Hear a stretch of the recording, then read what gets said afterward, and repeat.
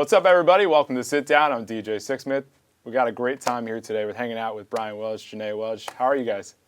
So good. Yeah, we're in New York City, man, so it's all good. It's great to have you here. And the documentary is coming out, Loud Krazy Love, and had the privilege of seeing it. Just blew me away, honestly. Unbelievable. So let's jump into it. I mean, we were talking off camera. This is a long time coming for you, and what people will see is that there's a lot of home video in here. So just take me through the process, and what was the most difficult part of everything in terms of making this thing happen? Oh my gosh, it was like the whole thing was just because people, documentaries are a labor of love, right? You're not going to make a ton of money, and so the meaning behind the film was very important, and it was about this kid being born into the crazy rock world.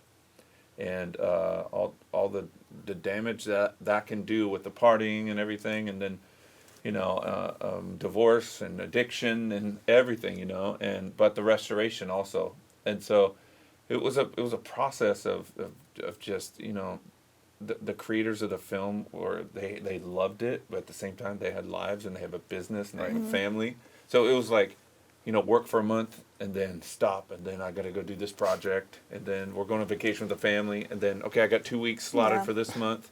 So, but we got through it, man, and yeah, we're pleased. We're so pleased with the finished product. Yeah, you definitely should be. And I think one of the coolest things is just the raw honesty in there, because you're hitting on all those different things. And Jennea, especially for you, I mean, you have your memories as a baby, and obviously your memories are not typical of other young children out there. So what was it like for you going back and reliving this stuff, but also doing it in an extremely public way? Oh, gosh. Well, for me, honestly, I wouldn't be doing it if it wasn't to help other people, because believe it or not, there's so many kids who relate, even if they're not in the public eye, or, just family struggles. And so that's the only reason I'm doing it, And so it was hard, but that kept me driven, really, just to help kids and, bring hope. Yeah, so definitely. She was like, I told her, you saw the footage of her like when she was a teenager, and she's doing counseling sessions with camera, and it's emotional, there's tears. So I told her back then, I was like, look, this is the idea. Are you comfortable with cameras? I basically told her she can own the footage, and like if she doesn't like it, we don't have to use nothing. So there's zero pressure. So she was just brave and said, all right, well, let's just do it. I think that it can help some kids, even though she was in the thick of it and the emotional depth of it, then even in the thick of it, she was like, I think, as I get through this, it will help someone later. It's amazing how both of you, how both of you guys were able to just look outside of your own situations and realize that this can really have an impact, because other people would just want to keep it private, but I think we live in a world where people want to connect with others on their struggles and need to, because there's a lot of these issues, whether it's addiction or mental health, especially in teenage years, and even after you hit the peak of your powers with something, it's important to really talk about things not being okay, and maybe 5 years ago, it's not the same conversation. Yeah, exactly. Honestly. And I don't care what level you're at, rich or poor, their mental health and all that addiction, whatever it is, it's real. It's real, and money doesn't solve everything. No, definitely not. So one of the lines you had in the doc was, you're living the American dream, but it's an American nightmare. And that really stuck out to me. So just take me back to, the peak of Korn. And, on the outside, everything looks great, but you're struggling with addiction. You have a new daughter. Just take me through that time and what it was actually like for you living day in, day out, riding this crazy, crazy wave. It was crazy because every single band member and the other bands that we toured with were like that too. Everybody was doing it. Yeah, everyone was struggling with addiction. Everyone was starting families at home, and everyone was trying to juggle. Wait, who am I? Yeah. Am I this rock star or am I this dad? And can I be both? And does what happens on the road stay on the road? And when you grow older, you start to know that the human heart knows things. You can't hide anything. You cannot hide anything. So it was just crazy. I mean, we had anything we wanted. The people with drug dealers want to hang out with us every night. The girls want to hang out with us every night. It was just like temptation, a lot of temptation. And so, and when you get with your boys, it's like it's hard not to just, boys will be boys type of thing. It's like, let's party and let's, eat bad, let's drink all night and let's whatever. And so, but when we went home, we loved our kids very much and we loved our wives even, and it's just, but we were a mess. We went from high school drinking and partying and doing music in garages to getting a job doing that. So we didn't have any skills on how to be a parent or even a husband or whatever. We just got everything thrown to us. Here, what do you guys want? Whatever you want, you can have, basically, anything you want. And so we wanted some destructive things. And so, but, thank God we made it out. I know we lost a lot of peers, in the rock and roll world, but, our band was stronger now than ever, and our family, our little family, is stronger than ever too. Definitely. And Jennea, you mentioned in the film just your concept of family wasn't what other people had, but even still, your dad comes and takes you on tour, and there's a lot of people that were there for you, which is cool. And like watching the footage of just other people helping out while dad's on stage.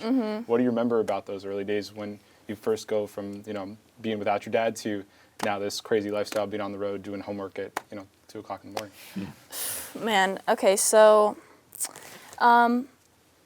of course there's like exciting moments about that because it's different from the norm, but I think especially when you're little, you need connection with people, like the same person, and a lot of people were in and out, in and out, in and out, and so I think that was difficult. There were some like skills that I didn't quite learn, but when he quit Korn for a little bit, we kind of stayed at home for a while, and that was really good for me, I feel like, because we really bonded, and I met some like lifelong friends, really, just normal school stuff, and then we went back on tour with solo stuff, and I don't know, it was difficult, but fun, I guess. I don't know. It's a strange mixture. It's it's bittersweet. This is what it's like. It's kind of like the Carney families, the Carnival families. They go on the road. It's kind of like that, where you're just like, you set up your show and you do your dance, and then you leave town. You go, you take everything and you go do it. It's kind of like that. Yeah. It's not all It's a good way to put it. Like people, even the top-notch musicians out there, it starts to feel like that because you're doing the same thing with the same crew, with the same stage and the same songs. It's just a different place every day. Yeah. And that can kind of drive you insane if you're not throwing different things in there to change things up. Yep. Even if you're who's huge right now. Ed Sheeran. Sure. He's doing stadiums, but even if you're at that level, it's the same. It's the tour life, and you're thankful for it, and you're grateful, and you get to touch so many people's lives. But in your own mind, you're like, I'm doing the same thing. Yeah. And it's just new people. And it's funny because when people talk about the struggles of their life at that point, people say you're ungrateful, but that's just being honest about the situation. Like you said, you can have everything, but you can still have nothing, and you can still have issues with it. And so, I mean, the most powerful, there's many powerful parts of this story in this documentary, but walking away from Korn at that point in 2005 to be with your daughter and provide stability, I mean, that was challenging for a number of different reasons, and to just take care of your own health. So when you were making that decision, were you conscious of all the different factors involved with it? What was it like at that point for you? I wasn't thinking, like, all I knew is that I loved my kid, and I found faith, and I was just like, I want to find out, like, how to really be happy, without the drugs and alcohol, and just be a good dad, And it was a struggle because when you get all that stuff taken from you, and you rely on it for so many years, it's like, okay, what do I do when this resistance in life, something happens, and you're like, you usually run to alcohol or something. Now it's not there. Yeah, you can't numb the pain anymore. Yeah. So now I'm punching holes in the walls because I don't know what to do with that inner rage or whatever. Right. And so it was hard, but it was I adjusted. I had to get rid of my rock star cars because I wanted to be normal at the school. And I got complaints from some of the parents sometimes. They're like, to the principal, oh, there's a weird guy out in the parking lot. And the principal's like my friend already. And she's like, does he have long black hair, tattoos? That's Brian. He's a sweetheart. Jennya's dad. That's all. Yeah. I had that stuff happen, but I transitioned pretty well into a suburban dad. From after I left Korn. Yeah, definitely. And for both you guys, you mentioned obviously faith is a huge part of this story. So how has God changed your lives, and how have your hearts been transformed? Do you want to go? You first.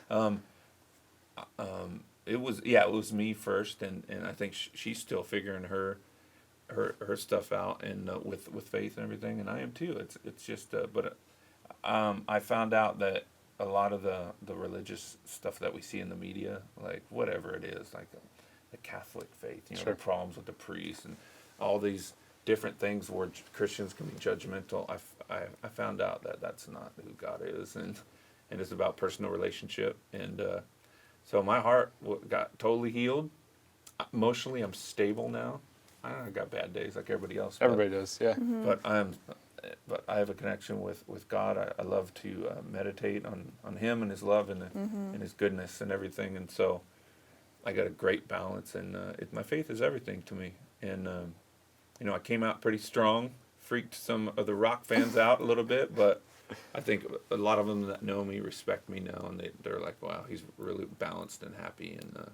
And I like to tell people all about the spiritual life, that it's not what those judgmental, hypocritical, just mean-spirited people say and do, Yeah, and your one band member was hitting on that, saying, Brian, head's not preachy. You know, there's just he's that. not a preachy MFer. Right. I say it on here, but yeah, there's a little bit of language in it, but Definitely. Yeah. it's rock and roll. Yeah, and for me, honestly, like growing up, it was obviously like a radical change for him, and so I was just kind of like, okay, I'm 6 years old, like going with it, Right. and but he partnered with a lot of Christian businessmen, I guess, who were had passion projects, but they just fell through or that whatever, and so I like me seeing all that and seeing him getting kind of destroyed financially and emotionally and stuff by those things. I was like, okay, so this is for God, and God's doing this, and he left all this for God and me, but God.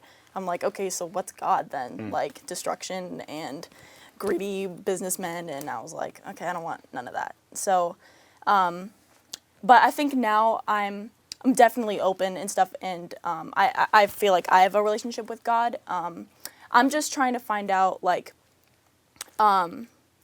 kids need more than just, God's real and God's going to come in your life and whatever. Kids need like authenticity. So like my personal goal is to be authentic in that way and be like, life's hard and being a kid's hard and being a young adult's hard, but there's hope and security and satisfaction.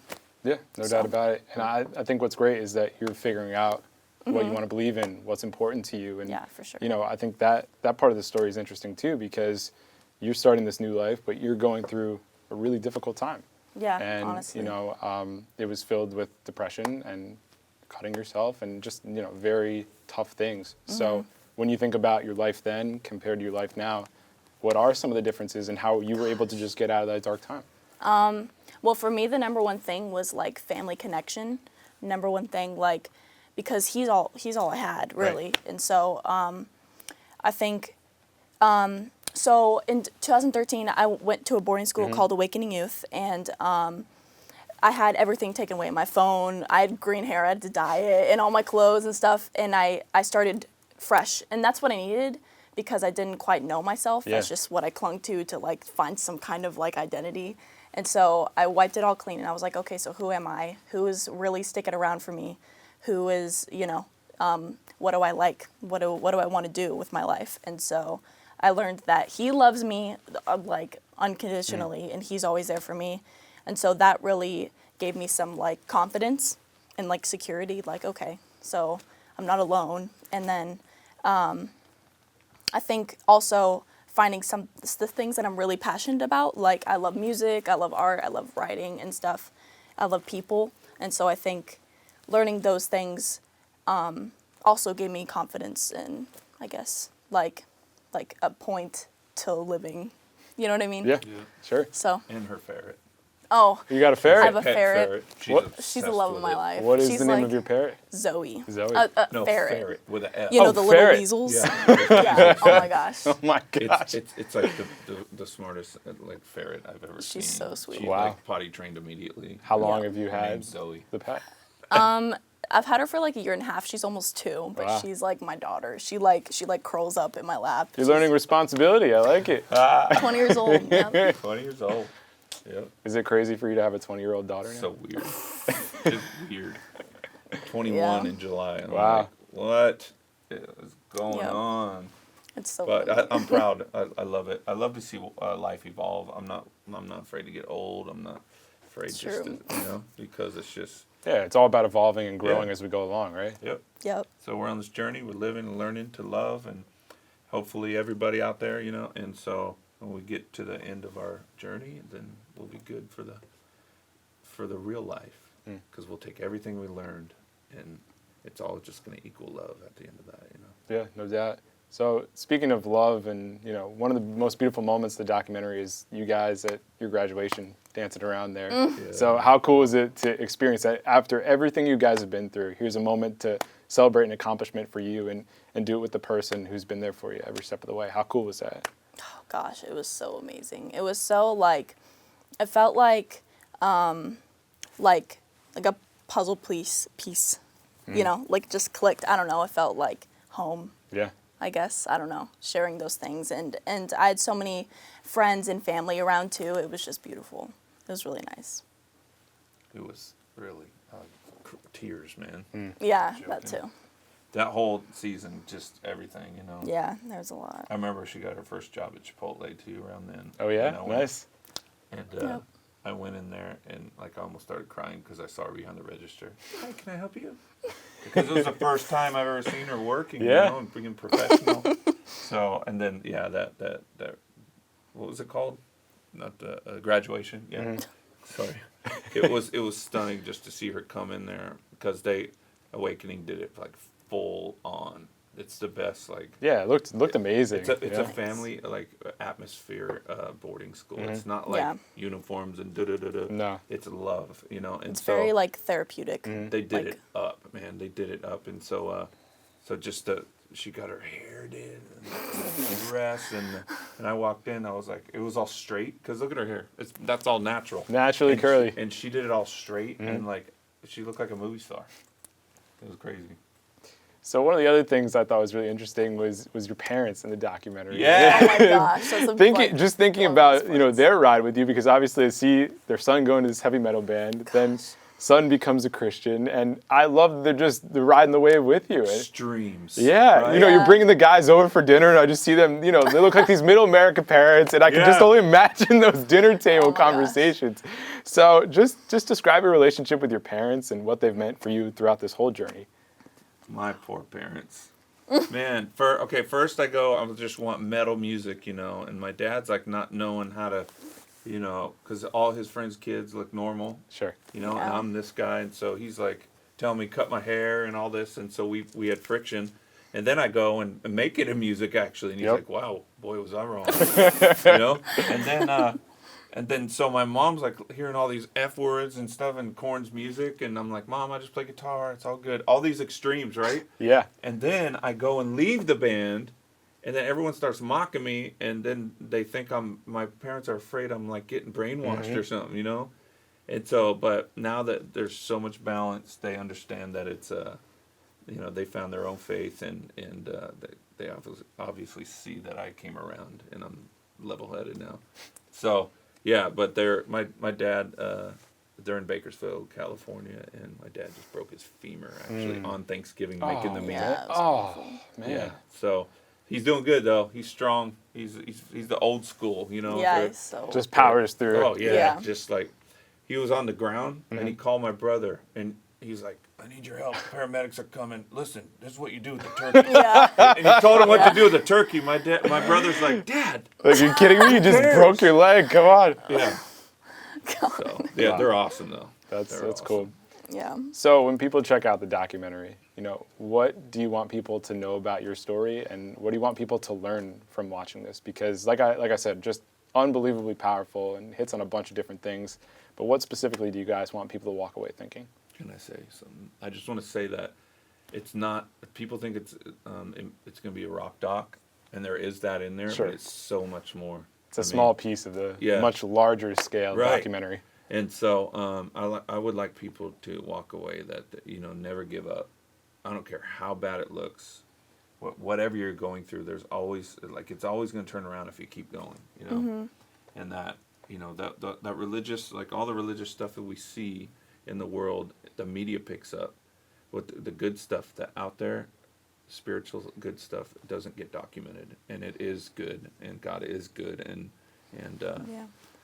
you know, just give it a chance, you know, give life a chance. And life's too short, man. Yeah. Why struggle and go through life without, you know, searching for healing and living a life of love and everything? So what about you? For me, the documentary is talks about teen depression, suicide, self-harm. It's women empowerment, and it's the relationship and the bond between father-daughter and how important that is. You know, those are the three things that I think are super important, and that's what I want people to take away from it. Really. Yes, So. I agree. 100%. Yep. Awesome. Well, guys, it's been an absolute pleasure. Thank you very much Thanks for coming in. having us. Thank you. You guys can check out Loud Krazy Love on Showtime starting December 14th. We'll see you next time here on The Sit Down.